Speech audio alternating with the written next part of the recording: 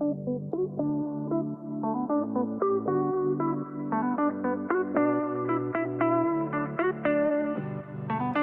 back to the 2025 Deeper Podcast. Our goal here is to help you go deeper in your walk with Jesus as you're following the Deeper 2025 reading plan that we have here at New Shores. And so if you like these videos, if they're helpful, please let us know. Comment, like, subscribe, all those things you would do to let us know that it's really helpful. Today we come to Romans chapter 12, and really the first two verses are probably the premier verses in all of Romans chapter 12. I want to read the first verse for you. It says, "Therefore, brothers and sisters, in view of the mercies of God, I urge you to present your bodies as a living sacrifice, holy and pleasing to God.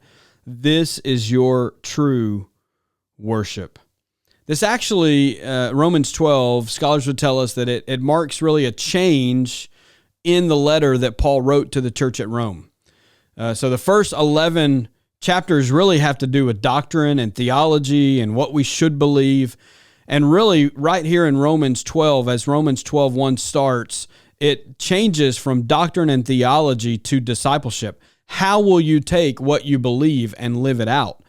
And so as we look here, it says in verse 1 that he urges whoever would read and whoever would follow Jesus to present their bodies as a living sacrifice, holy and pleasing to God. How do we do that? Well, then verse 2 tells us that we got to be transformed by the renewing of our minds, and we're not to conform to the world.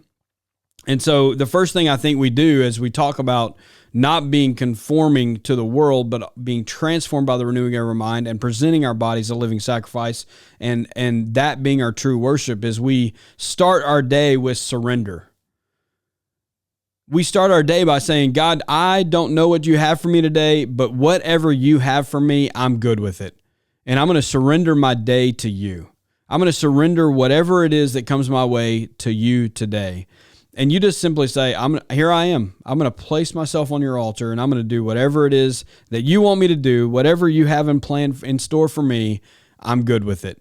I remember Isaiah. Isaiah marks this out in Isaiah chapter 6 as he's called to the ministry. And if you remember that scene in the verse part of Isaiah chapter 6, he comes in and he says, the whole temple was filled with the train of God's robe, the bottom of God's robe, and there was glory around that. And he just saw this miraculous sight. And in that moment, he says, God, wherever you want to send me, here I am.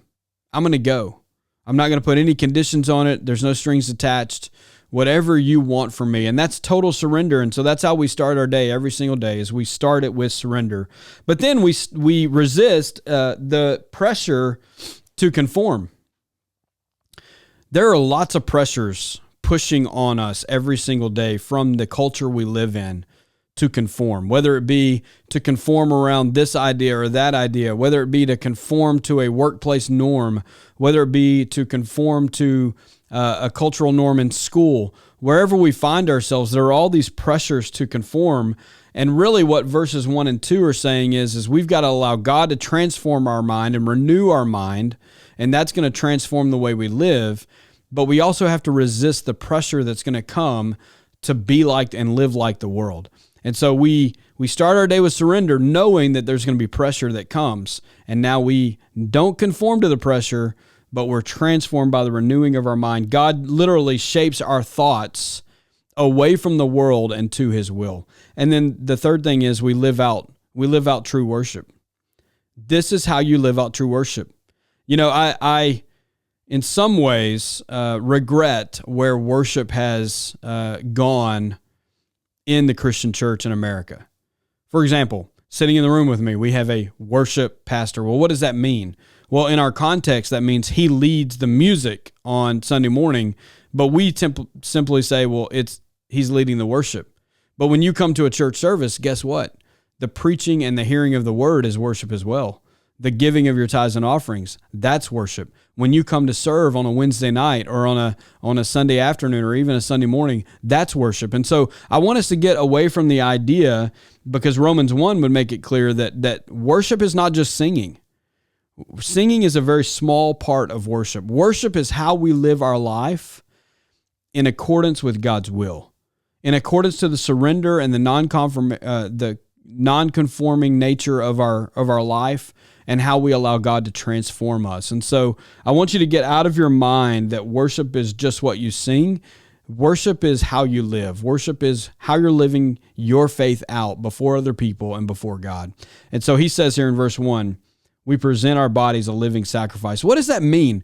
Well, if you're going to go back to the Old Testament lingo of sacrifices, that animal gets on the altar and that animal has no say in what's about to happen. He's totally surrendered. He's totally there at the pleasure of the one who is doing the sacrificing. And that's exactly what happens with us as a living sacrifice. We are totally surrendered.